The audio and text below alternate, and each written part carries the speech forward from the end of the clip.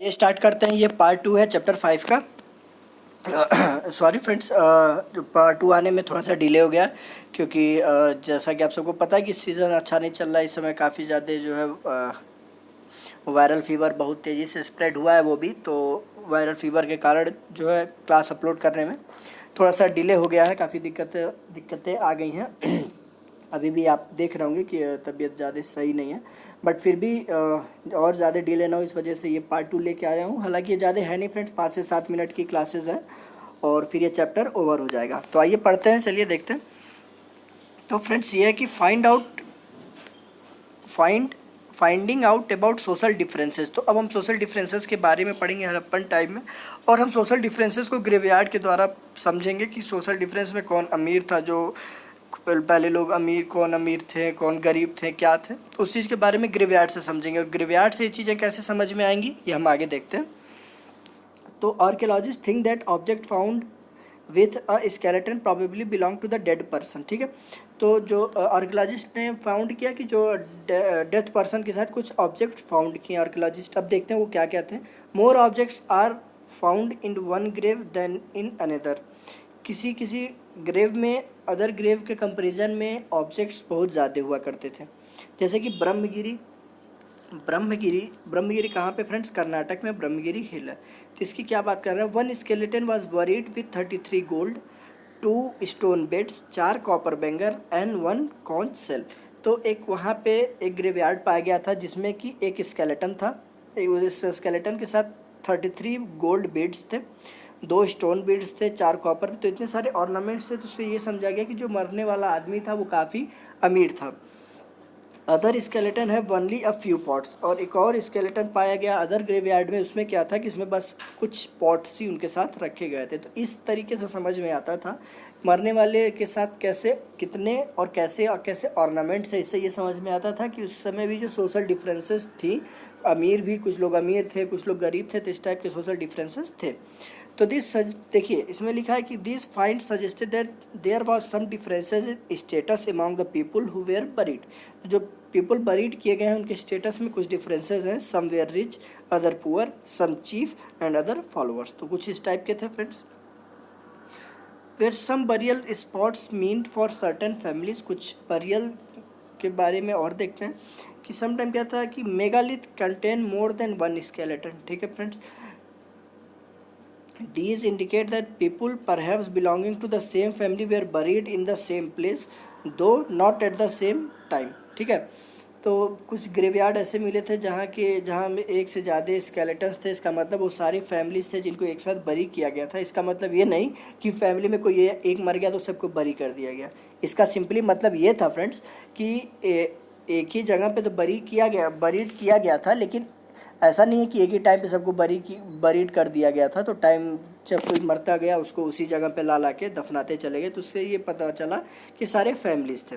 The bodies of those who died later were put into the grave through the port holes. ठीक है, तो धीरे धीरे उस जगह पे ला के उनको जो है ग्रेव करता चले गए लोग। Stone circles or border placed on the surface probably served as a signposts to find the burial site so that people could return to the same place whenever they wanted to। जैसे कि क्या होता था, megaliths contains more than. देखिए megalith term क्या है? Megalith मतलब होता है बड़े बड़े पहाड़। तो जैसे यहाँ पे कोई ग्रेवयार्ड है, लोगों को दफनाया गया है, तो इसके ऊपर क्या करते थे, खूब बड़ा सा ला के पत्थर रख देते थे, या तो ऐसे सिंपली खूब बड़ा पत्थर रख देते थे, या फिर क्या करते थे फ्रेंड्स, जैसे कि ये बरियल है, इस बरियल पे एक ऐसे बड़ा सा स्टोन रख दिया, ऐसे बड़ा सा स्टोन रख दिया गया, और ऐसे बड़ा सा स्टोन रख दिया गया। तो इस टाइप का स्ट्रक्चर बना देते थे बड़े बड़े पत्थर से। ये क्या करता था, साइन स्पॉट्स करता था कि ग्रेवयार्ड कहाँ पे है, ये लोगों ने अपनों को कहाँ पर दफनाया है। ये साइन स्पॉट्स के तौर पर इसको ऐसा काम करते थे। ऐसे डिज़ाइन फ्रेंड्स यूरोपियन कंट्रीज़, कुछ कंट्रीज़ में देखा गया है, मिले हैं। आप लोग ऐसे स्ट्रक्चर्स को, ऐसे मेगालिथ ग्रेवयार्ड डाल के आप लोग उसको गूगल पे भी सर्च करिएगा, आप लोगों को कुछ इमेजेस मिल जाएंगे जो आप जैसे आपको याद रहेगा उससे। स्पेशल बरियल एट इनाम गाँव। तो इनाम गाँव में देखते हैं फ्रेंड्स कुछ स्पेशल बरियर्स की बात की। द रिवर घोड़ a tributary of the Bhima. ठीक है, ये इनाम गाँव कहाँ पे फ्रेंड्स? ये जो है ट्रिब्यूटरी ऑफ भीमा रिवर घोड़। ठीक है, उसके किनारे पे एक बसा हुआ गांव है इनाम गांव। इट वाज ऑक्युपाइड बिटवीन 3600 से 2700 साल पहले। Adult were generally buried in the ground laid out straight with the head towards the north. ठीक है, इसमें इस ग्रेवयार्ड में पाया गया था कि जो कुछ लोग जो बरी किए गए थे और किस डायरेक्शन में बरी किए गए थे, तो कुछ लोगों जो सर है वो नॉर्थ के डायरेक्शन में था और पैर जो है उनका साउथ के डायरेक्शन में था। इस टाइप में से कुछ लोग बरी किए गए थे। इनाम गांव में ये चीज़ देखा गया था। देखो, आवर आउट स्ट्रेट, ठीक है, लेट आउट सीधे लेटाया जाता था और उनका हेड कहाँ होता था, नॉर्थ की तरफ से होता था। ठीक है friends, some time burial were within the houses. कुछ जगहों पे इनाम गांव में क्या दिया, बरियल जो है हाउस के अंदर ही बरीड कर दिए गए थे। Vessels that probably contain food and water were placed with the dead. और कुछ जगहों पे क्या देखा गया कि जो खाने पीने का वेसल्स होता था, वो अनाज की बोरी या अनाज का डब्बा या जो चीज़ें होती थी वो बरियल के साथ ही बरीड कर दिया जाता था, जिससे हमको ये भी पता चलता था, कई बार मैं चीज़ बता चुका हूँ, कि वो लाइफ आफ्टर डेथ में बिलीव करते थे कि मरने के बाद इस इंसान के ये सारी चीज़ें काम आएंगी। तो इस तरीके का भी बरियल देखा गया है। One man was found buried in a large 4-legged clay jar in the courtyard of a 5-roomed house, one of the largest houses at the site। ठीक है फ्रेंड, तो एक मैन बरी किया गया था जो बड़े बड़े जार अनाज का और बहुत बड़ा रूम था, जिस रूम में बरी किया गया था वो बड़ा कर्टयार्ड था। तो यही फ्रेंड सारी चीज़ें मिलके की बात बताती हैं कि वो रिच पर्सन रहा होगा, क्या क्लास सोशल डिफरेंसेस जो है वो चीज़ बताया होगा। The centre of the settlement, ठीक है, और जो खूब बड़ा, जैसे इस तरीके कोर्टयार्ड टाइप पे खूब बड़ा रूम था और यहाँ पे एकदम सेंटर में इसको ग्रेव किया गया था। तो इस तरीके के भी ग्रेवयार्ड मिले हैं। This house also had a granary. The body was placed in a cross legged position. और जहाँ पे उनको दफन किया गया था वहाँ पे जो है ग्रेनरी में भी मिले हुए हैं। ग्रेनरी क्या, जहाँ जिसमें अनाज स्टोर किया जाता था, रखा गया होता था। और कुछ बॉडीज़ मिले हैं और इनकी जो बॉडीज़ जो बरी की गई थी उनका जो पोजीशन था वो क्रॉस लेग पोजीशन था। ठीक है फ्रेंड्स, मतलब एक कैसे बताओ, ऐसे देखता था आपको। ठीक है, तो समझ लीजिए पैर है, तो ये पैर क्या है फ्रेंड्स, उनको इस पोजीशन में बरी किया गया था। तो ऐसे समझ लीजिए, ऐसे ऐसे पैर करके, क्रॉस में पैर करके इस तरीके से बरी किया गया था। तो ऐसे बना देते हैं इसको। तो इसने ये चीज़ बताने की कोशिश की है। देखिए फ्रेंड्स, इस बॉक्स में क्या बताया गया कि what skeletal studies tell us. Skeletal की स्टडीज़ हमने क्या क्या सीखा है। It is easy to make out of the skeletal of a child from its small size. ठीक है friends, however there are no major differences in the bones of a girl and a boy. तो जो है skeletal के size से पता चल गया था कि बच्चों का स्केलेटल कौन सा है। ठीक है फ्रेंड्स, स्केलेटन कौन सा है बच्चों का। और जो है बॉयज़ और गर्ल्स के स्केलेटन में जनरली कोई डिफरेंसेस नहीं था, मेजर डिफरेंसेस कुछ नहीं थे। आगे देखते हैं, some time people decide on the basis of what is found with the skeleton. ठीक है, for instance if a skeleton is found with jewellery it is some time thought to be that of a women. ठीक है, however there are problems with this, often men also wear ornament. तो इसने ये बताया कि generally हमें क्या कैसे फाइंड हुआ है कि जैसे कोई ऑर्नामेंट्स है, ऑर्नामेंट्स के साथ जो स्केलेटन मिले उस समय ये फाइंड हुआ है कि ये मैन है या वुमेन है। लेकिन दिक्कत क्या हुई है कि जनरली क्या होता था उस टाइम पे, जो मैन है वो भी ऑर्नामेंट्स पहनते थे, तो डिफ्रेंशिएट करने में थोड़ी प्रॉब्लम होती थी। A better way of figuring out the sex of a skeleton is to look at the bone structure. और ये फीमेल है या मेल है, इसको फाइंड करने के लिए सबसे बेस्ट तरीका क्या होता था कि बोन के स्ट्रक्चर से पता लगाया जाता था। द हिप और the pelvic area of women is generally large to enable child bearing. तो हिप और पेल्विक एरिया जो वुमेन्स का होता है वो जनरली लार्ज होता है। लार्ज क्यों होता है, क्योंकि जब प्रेगनेंसी में उनको बेबी को कैरी करना पड़ता है, इस वजह से उनका वो एरिया का स्केलेटन लार्ज होता है। तो इस तरीके से हम पता लगाते हैं, मतलब बायोलॉजिकल मेथड हम यूज़ करते हैं स्केलेटन की स्टडी के लिए, पता लगाते हैं कि मैन का है कि वुमेन का है। और these distinction are based on modern skeletal study. Modern skeletal studies के बेस्ड पे जो है फाइंड करते हैं। अबाउट, देखिए आगे देखते हैं friends, about 2000 years ago there was a famous physician named Charak who wrote a book on a medicine known as the चरक संहिता। तो 2000 साल पहले एक फिजिशियन थे हमारे चरक, उन्होंने एक चरक संहिता लिखी है। उसमें उन्होंने क्या बताया कि 360 तरीके के बोन्स होते हैं। ठीक है, these this is a much larger number than the 200 bone that are recognizing in modern anatomy. और मॉडर्न एनाटॉमी में कितने बोन्स बताए गए हैं? 200 बोन्स बताए गए हैं। Charak arrived at this figure by counting the teeth, joints and cartilage.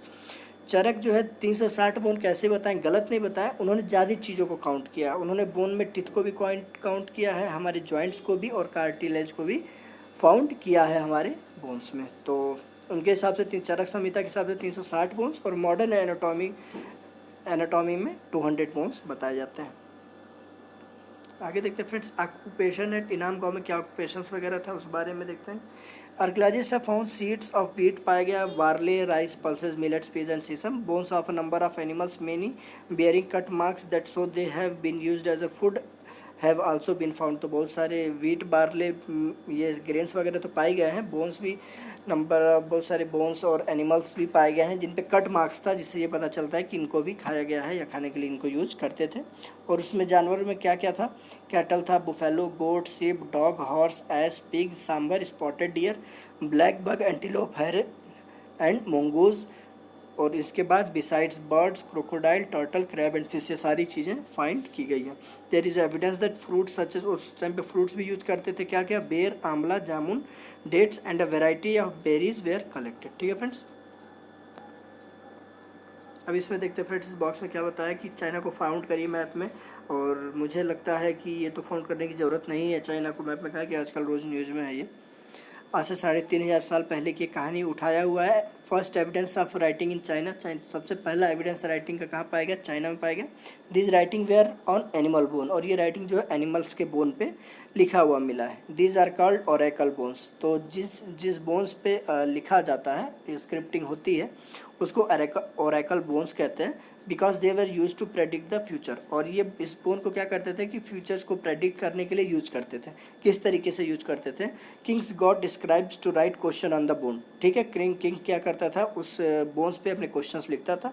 Would they, और क्वेश्चन किस तरीके के होते? Would they win battle, would the harvest be good, would they have sons, उनका बेटा होगा कि नहीं, वॉर जीतेंगे कि नहीं, हार्वेस्ट अच्छा होगा कि नहीं। The bones were then put into the fire, उसके बाद आग में रख दिया जाता था bone. And they cracked because of the heat, और हीट की वजह से वो क्रैक हो जाते थे। The fortunate tellers studied this cracks and try to predict the future. और जो चीज़ें, जो हिस्सा क्रैक हो जाता था, उस क्रैक, और जो क्रैक हुआ बचा हुआ उसको निकालते थे, और जो चीज़ बच जाती थी उसको पढ़ के बताते थे।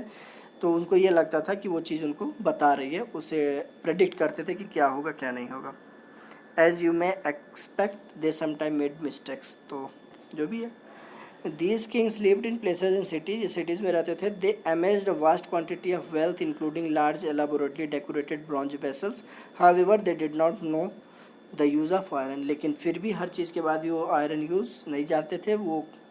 और जो वहाँ पे किंग्स होते थे वो सिटीज़ में रहते थे, बहुत सारा वेल्थ था उनके पास, लेकिन वो चाइना में भी they were not knowing about iron. ठीक है फ्रेंड्स, तो और ये फ्रेंड्स, ये चैप्टर 5 यहीं और वास्ट एनसीईआरटी का समाप्त होता है। अब कोशिश कर रहा हूँ कि हर रोज़ एक चैप्टर वीडियो डालूंगा। काफ़ी लंबा टाइम चला गया फ्रेंड्स, काफ़ी सारे प्रॉब्लम्स होने की वजह से क्लास नहीं अपलोड हो पाए हैं, और due to illness, viral fever की वजह से भी मैं क्लासेस बनाने में बिल्कुल असमर्थ रहा हूँ। और तो फ्रेंड्स, ये रहा आज का। अब आपकी बाकी क्लासेस भी रेज्यूम होंगी फ्रेंड्स, और इतनी हैप्पी की वजह से फ्रेंड्स माफ़ी चाहता हूँ। मिलते हैं नेक्स्ट लेक्चर में। जय हिंद।